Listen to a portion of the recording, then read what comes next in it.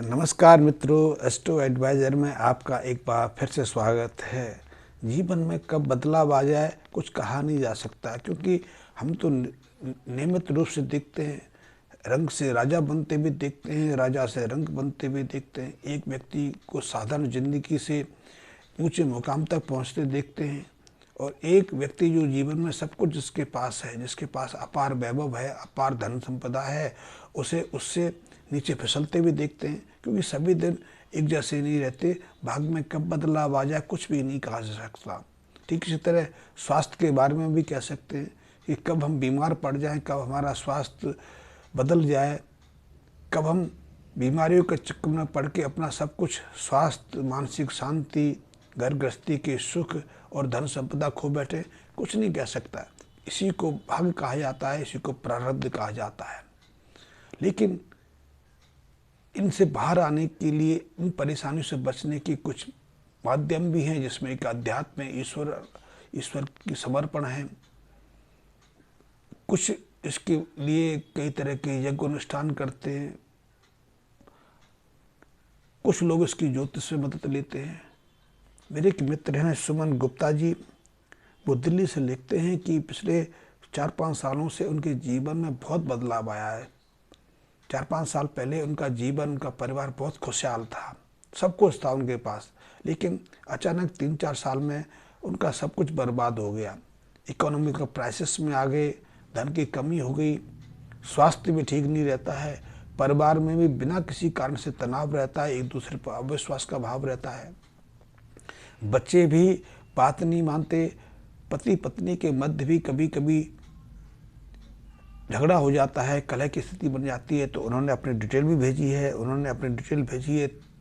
24 मार्च 1985 जन्म समय उन्होंने प्रातःकाल 7:20 का दिल्ली का लिखा है।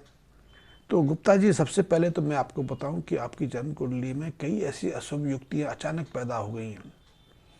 ग्रह चाल के अनुसार हमारा भाग्य निरंतर परिवर्तनशील रहता है। आपने एक बात को अनुभव किया होगा कि हम प्रातःकाल या तो प्रसन्नचित्त रहते हैं, दोपहर आते आते हम क्रोधित हो जाते हैं, या फिर अचानक हम परेशानी से घिर जाते हैं, हम मानसिक संताप में चले जाते हैं, और शाम होते ही होते फिर हमारे स्वभाव व्यवहार में बदलाव आ जाता है। रोग भी इसी तरह के आते हैं कि हम अब तक स्वस्थ हैं, क्षण भर बाद दर्द की शिकायत हो सकती है, बुखार आ सकता है, अनिद्रा की शिकायत हो सकती है, और अब तो बड़े बड़े भयानक रोग भी अचानक पैदा होने लगे हैं। हार्ट अटैक, और हार्ट अटैक के साथ में मृत्यु के कारण भी अचानक घटने होने लगे। तो जीवन में इस तेजी से बदलाव आता है, उसका कहना मुश्किल है।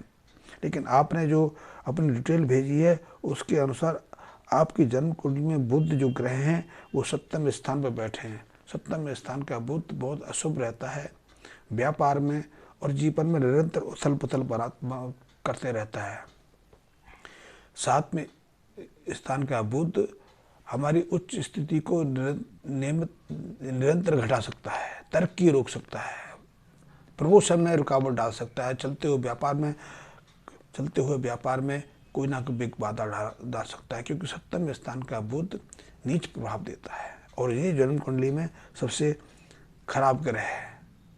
व्यापार में किसी न किसी तरह की अड़चन दे सकता है, चलता हुआ व्यापार रोक सकता है, या फिर व्यापार में जब आप किसी को माल देते हैं तो वो पैसा आपको वापस नहीं मिलता।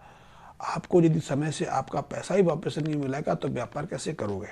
सबसे पहला तो आपकी जन्म कुंडली में ये अशुभ ग्रह बना हुआ है। दूसरा, आपकी जन्म कुंडली में सूर्य का ग्रहण योग भी है, यानी कि सूर्य पर राहु की अशुभ दृष्टि है। सूर्य पर जब राहु की अशुभ दृष्टि होती है तो उसको सूर्य ग्रहण कहते हैं, और उसके कारण धन का नाश होता है, परिवार में कलह होती है, पति पत्नी के मध्य मतभेद पैदा हो जाते हैं, और सबसे पहले तो ये है कि इससे कोई ना कोई शारीरिक व्याधि की शुरुआत हो जाती है। शारीरिक व्याधि है तो मानसिक तनाव देगा ही देगा। आपकी जन्म कुंडली में एक और अशुभ युक्ति है, वो है चंद्र मंगल की युति।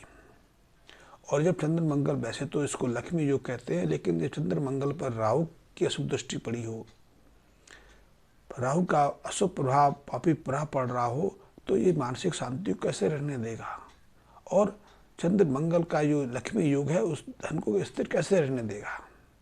तो तो उसके कारण धन की भी हानि होती है। आप जिस व्यापार में धन लगाते हैं वो धन फलीभूत ना होकर आपको नुकसान दे के जाता है, तो ये भी योग आपके अंदर है। ऐसी स्थितियों में इन अशुभ योगों के कारण आपके जीवन में ये बदलाव आया है, और ये बदलाव आया है यदि मैं लाल किताब की दृष्टि से करूं तो वर्ष फल के अनुसार ये तीनों ग्रह युक्तियां पिछले 2 साल से आपको परेशान कर रही हैं। तो ऐसे में सबसे पहले तो आप एक काम करें, लाल किताब के छोटे छोटे उपाय हैं उनको करके देखें। वैसे लाल किताब में कई उपाय एक साथ करने को कहा गया है, मैं आपको कुछ उपाय बता रहा हूँ, आप उनको करके देखिए।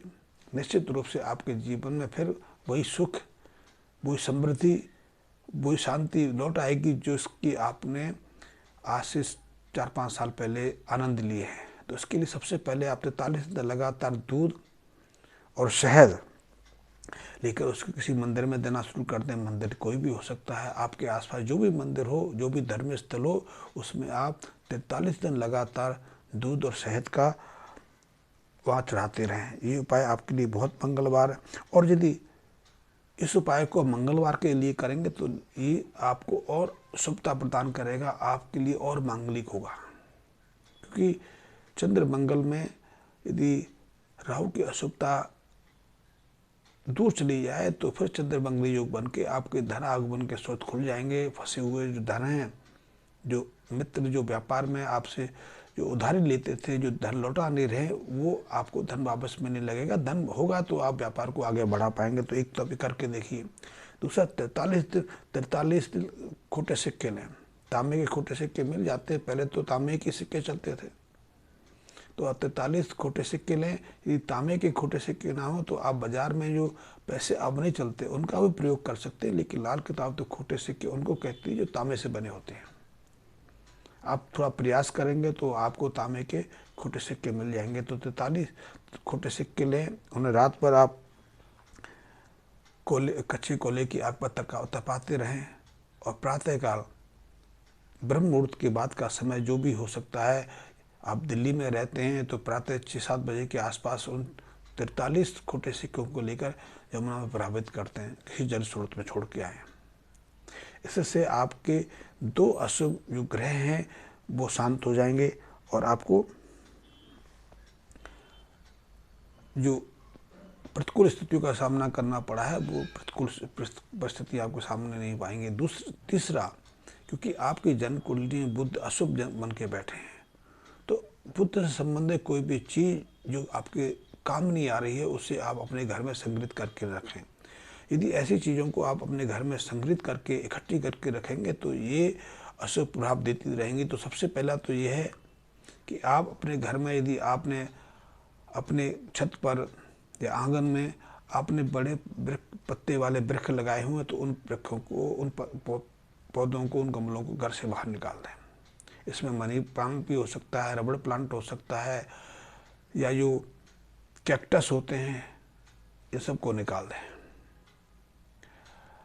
इसके अलावा अपने घर की छत पर आपने बांस की खटिया या कोई ऐसी चीज़ नहीं रखनी जो बुद्ध को प्रभावित करती हो। जैसे कि बहुत सारी चीज़ें हम इलेक्ट्रॉनिक आइटम है घर की छत पर रख देते हैं, घर के किसी कोने में रख देते हैं जो काम नहीं आ रही हैं। ढोलक रख देते हैं, गिटार रख देते हैं, सितार रख देते हैं, तबला रख देते हैं। या फिर आप, और हमारे यहाँ तो प्रचलन है कि घर की जो काम की चीज़ें नहीं आती है उनको पलंग के पीछे सिरहाने रख देते हैं या पलंग के अंदर ठूस देते हैं, तो इनको भी आप निकाल दें। सबसे एक चीज़ और भी बहुत महत्वपूर्ण है कि घर के अंदर खाली जो घड़े हैं, मटके हैं, चाहे वो तांबे के हैं, पीतल के हैं, चाहे स्टील के हैं, उनको खाली मत रखें। उनमें कुछ ना कुछ भर के रखें। चाहे उसमें गेहूँ भर सकते हैं, दाल भर सकते हैं, चावल भर के रख सकते हैं, गुड़ भर के रख सकते हैं, कुछ ना कुछ उसमें भर के रखें। खाली रखेंगे तो आपके घर को भी ये खाली कर देगा। लाल किताब के कुछ और उपाय भी हैं इनके संबंध में आप चाहोगे तो मैं अतिरिक्त जानकारी दे दूंगा। मात्र ये थोड़े से उपाय करके देखिए, आपने जो अब तक लॉस किया है, अब तक आपने अपने व्यापार में, अपने संपन्नता में जो क्षति पाई है उससे बाहर आ जाएंगे। और हाँ, मैं अपने मित्रों से कहना चाहूँगा, मेरे बहुत सारे मित्र मेरे वीडियो तो नियमित रूप से देखते हैं, लेकिन उनमें से बहुत सारे मित्रों ने सब्सक्राइब भी नहीं किया, तो वो सब्सक्राइब भी कर लें, मेरे बेल आइकन को प्रेस कर लें। और हाँ, मैं आपसे एक और अनुरोध करना चाहूँगा कि यदि मेरा आपको ये वीडियो पसंद आते हैं तो मेरे लाइक को अवश्य दबा दिया करें, ताकि मुझे प्रोत्साहन मिले और आगे आपके लिए कुछ उपयोगी जानकारी देने के लिए हौसलाबंदी हो पाए। धन्यवाद मित्रों।